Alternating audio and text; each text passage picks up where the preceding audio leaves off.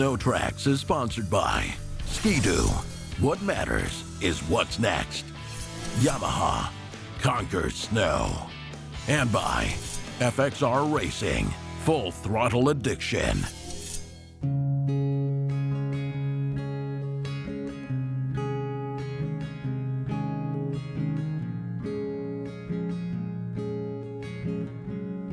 Sometimes I get jealous when AJ gets to do things that I don't get to do or haven't got to do yet.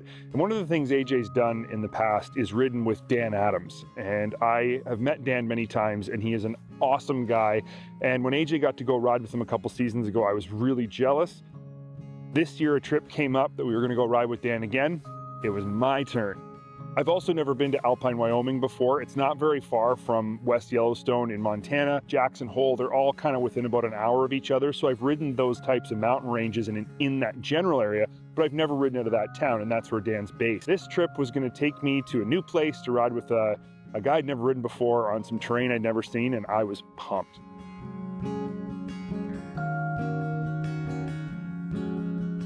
After a long trip to get to Alpine from Canada, I was super pumped to ride, but when I woke up on ride day one, the weather, it looked like it had gone our direction and had gone our way, but the mountains is a completely different landscape. It's a completely different set of rules. So last night when we went to bed, it was snowing hard, and when we woke up this morning, there was like 1.5 feet of fresh, heavy snow here in Alpine. Due to the conditions before that heavy snow, it sounds like the avalanche risk might have gone up. It was already kind of sketchy, and it might have gone up because of the snow. So we're gonna head over to Dan's shop and just see what he's saying, get his read. He's the pro. I'm not gonna argue with a pro. He knows this area. Chance we might not ride today, I don't know, but we're SnowTrax TV. We have fun no matter what we do. Dan's shop is right in the town of Alpine. It's really, really convenient. And when you pull up this lineup of brand new Polaris SKSs that are all tricked out with graphic kits, and I mean, he had them like lined up with a ruler. They were so perfect. I mean, it's like a motorsport heaven in there. He's got a retail shop on one side where he literally sells all of the products that he uses every day. No, I'm not touching it. I don't want to ruin like what you got going on. I mean, look at it. It's almost like you've done it before. It's what's so crazy.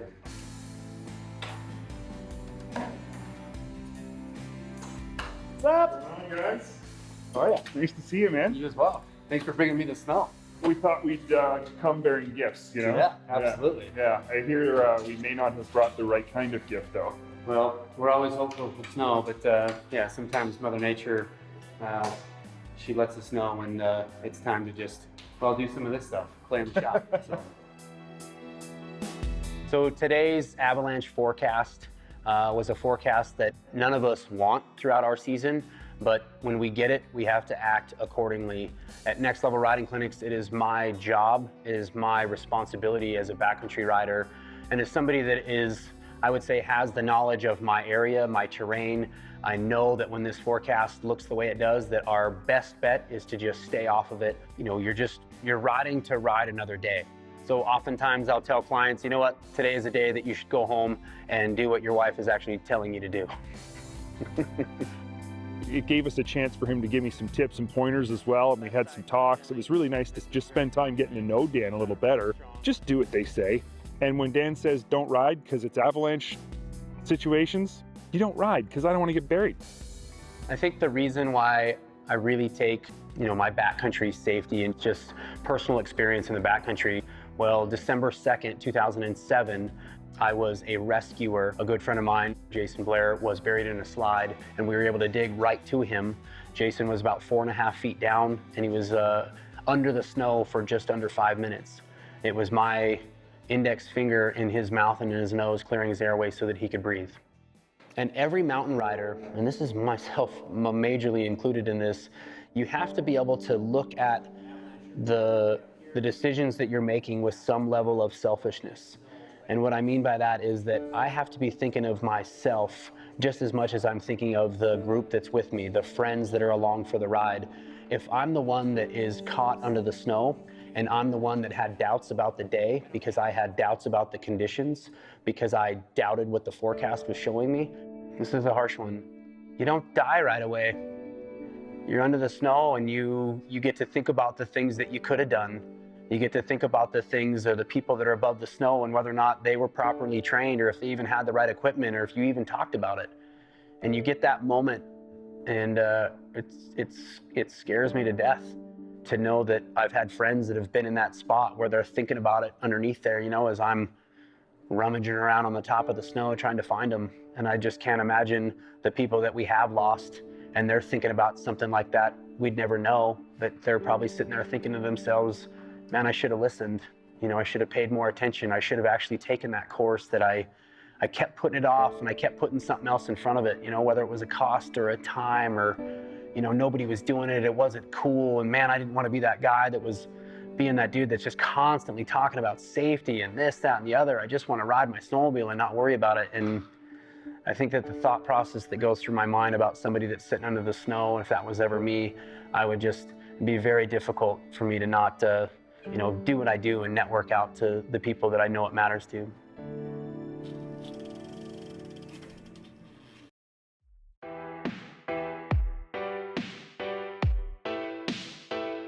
After an uneventful day one, it was just music to my ears to get the news from Dan on day two that we were going to ride and that the conditions had improved. Put the gear on, the sleds were ready, we put our packs on, and we were gone. My heart was already racing, I think, before we even left this parking lot.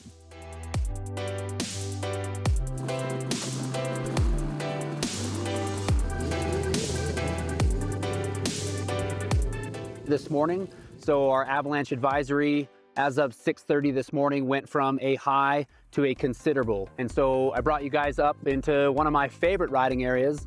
We do have some great pockets of snow up here, but we can stay safe while doing it.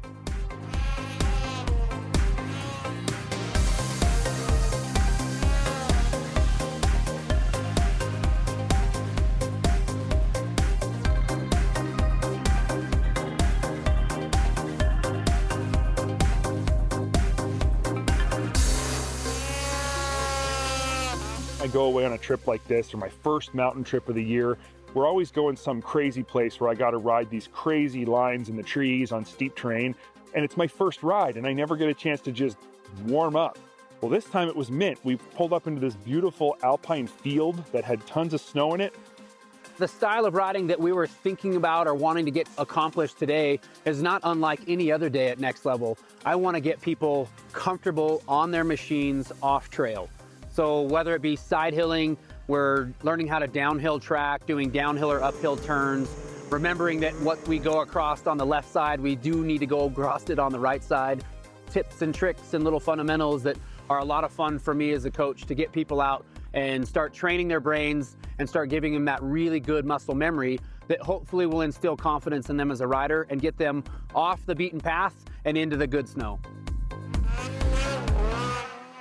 It's pretty cool to follow somebody like Dan and watch him ride, even if it's on flat ground, because you can learn a lot just watching his technique. And in following him, I was picking up on some of the subtle hints of his riding and seeing firsthand some of the tips that he'd given me from the day before. I get an opportunity to ride a lot of snowmobiles, and this is not just coming from me. I hear this a lot through clientele, through other riders. You get onto this snowmobile and it's just so intuitive. It's like you plug into the thing. You get on it. What you think is what it does. You lean, you look, you give it gas, it pops up on the snow and it goes in the direction that you want it to. They continue to blow my mind when I think that we have plateaued. I think that we have settled out and that beyond the aftermarket, Polaris Snowmobiles is going to just stop building this snowmobile that is going to, you know, continue to amaze me. And every year they prove me wrong. We couldn't ride any extreme steep terrain because of the conditions, but Dan knew of one hill. It's a place he takes a lot of his clinics to learn the basics of side hilling. It's relatively steep, but it's completely safe.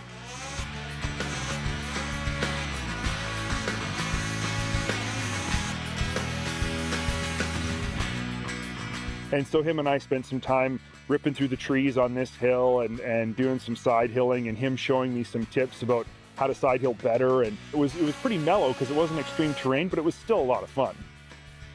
So as Luke came in the door, I could tell he had confidence. I could tell that he had an understanding of what it was going to be like once we get out here. And once we did, I could tell that he had a lot of the fundamentals already put together. And it was really fun for me to critique some of those and just refine riding, because really that's what it's about. I don't want everyone to just try and learn to ride a snowmobile like I do. I actually work with their own specific style and try to make that style work better for them.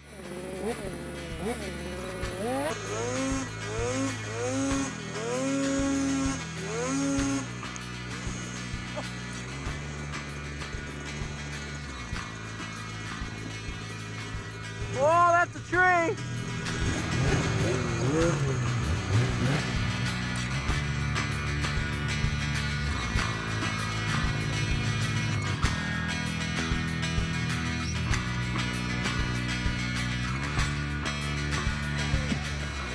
There's a reason they're professionals, and that's one of them.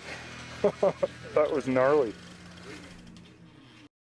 SnowTrax is sponsored by Princess Auto, a unique world of equipment, tools, and more.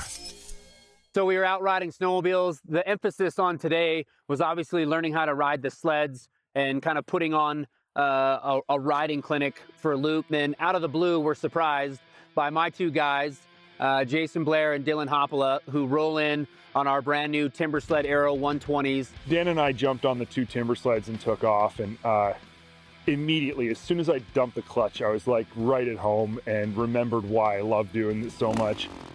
These things are mint. I mean, the KTM bike itself is beautiful, but that's not really the secret of the system. The secret is the Timbersled Aero and the Trio up front. I mean, Polaris has done an insanely good job with this new Aero kit.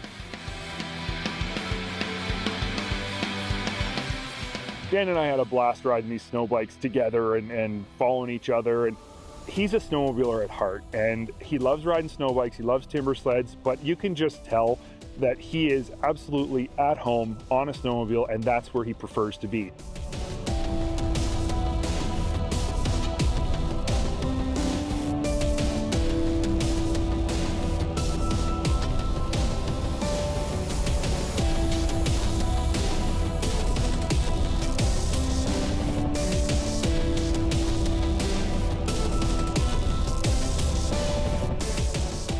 One of his guys that works with him and guides for him, Jason Blair, they call him Blair Man.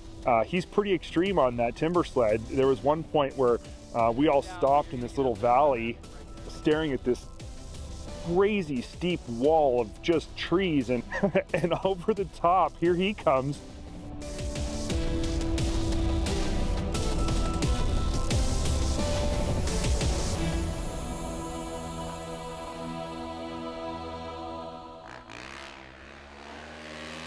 When you ride with Dan Adams, I think it's pretty much a given you're going to end up finding some jumps.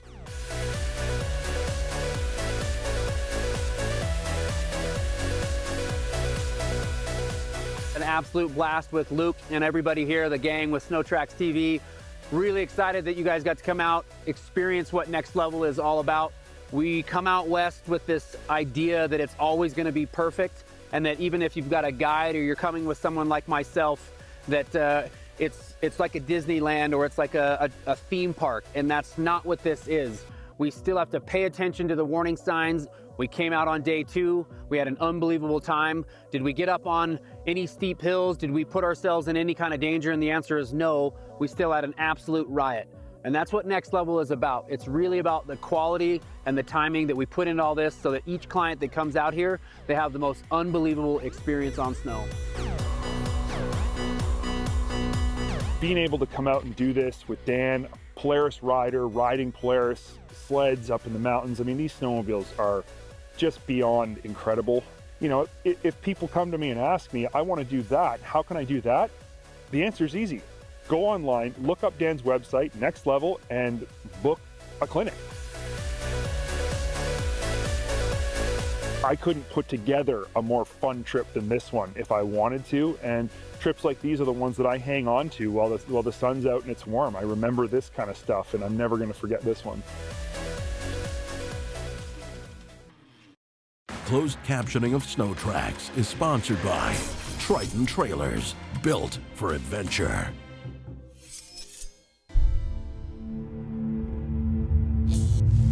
Last year, the most anticipated new G4 850 model from Ski-Doo was definitely the X-RS Renegade.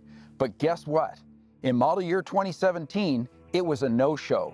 So what does that make the model year 2018 G4 X-RS 850 Renegade? White hot, stupid hot, exposed core, meltdown hot. The most rabid, the most faithful, the most dedicated Ski-Doo owners show up on XRS MXZs and more recently XRS Renegades. These are the influencers, the hardcore aficionados of all that's yellow. These are the buyers who anteed up for the very first XRS way back in 2006. These buyers made a brand loyal statement by showing up on the most expensive, the most exclusive, and quite frankly, the coolest Renegade Ski-Doo builds, the Renegade G4 XRS. With so many drooling, dedicated customers waiting an extra year for the arrival of the XRS Renegade, the most asked question has to be, was it worth the wait? Essentially, you want us to tell you if the G4 XRS Renegade raises the Renegade bar. You're in luck. We're prepared to expound our opinions on all that's new as the XRS moves into G4 clothes. We'll start with the new 850 engine. Forget about the old Series 3 E-Tech 800. Everything has changed with the new 850, including lake-shredding top-end power, inherent refined smoothness, and claimed durability. This new engine is quite frankly the smoothest running, most efficient, most powerful two-stroke mill we've ever ridden.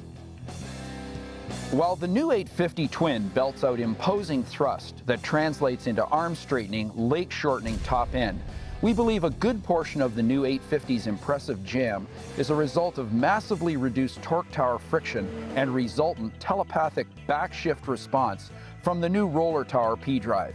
This clutch sends the industry back to the drawing board. Aside from the obvious differences between last year's 800 XRS Renegade and this year's edition, there's a number of features you can't get on any other G4 models other than the XRS Renegade. Take a deep breath. The much-missed piggyback compression and rebound KYBs, which more or less define an XRS, are back up front on the new G4 XRS. One change is a move to 36mm bodies. However, both rear skid shocks are still 40mm. Don't panic. There's even better ride compliance from the 36ers up front. Keep in mind, for 2018, there are no piggyback adjustable front shocks on any other 129 or 137-inch G4, save the deep snow targeted free ride 137.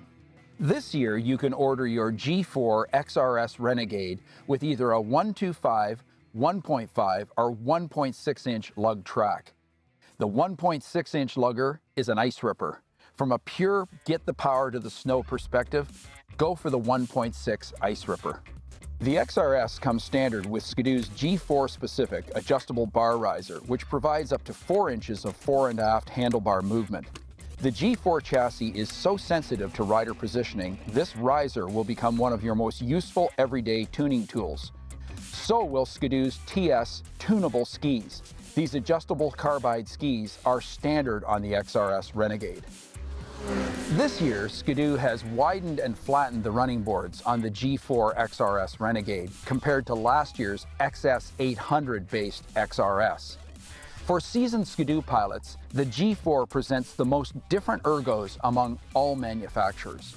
The ergonomic difference relates to the short, flat-top seat, the wide-open toe holds, and the Ergo Step sculpted side panels, all which provide the rider with increased mobility when cornering hard or ditch banging. While you are pretty far forward, the sled does not feel nervous or overweighted up front.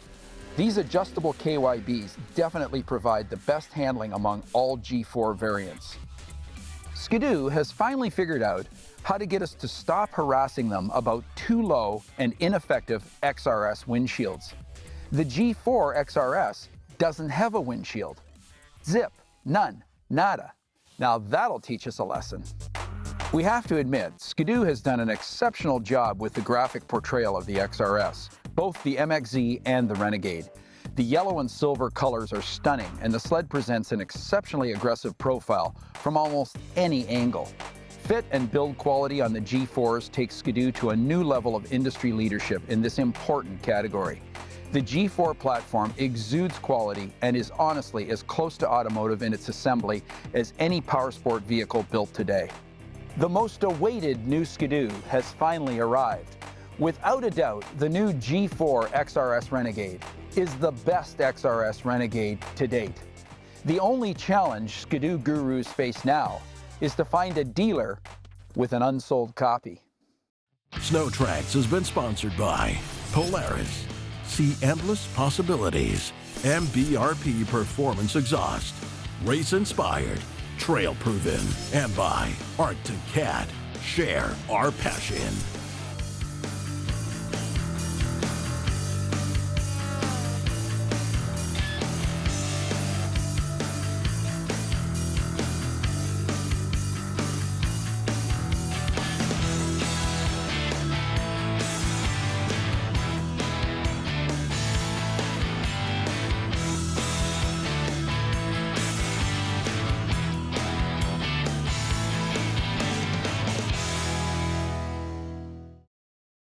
If you enjoyed the video that you just watched, like it and then subscribe to our page for more great content from SnowTrax TV.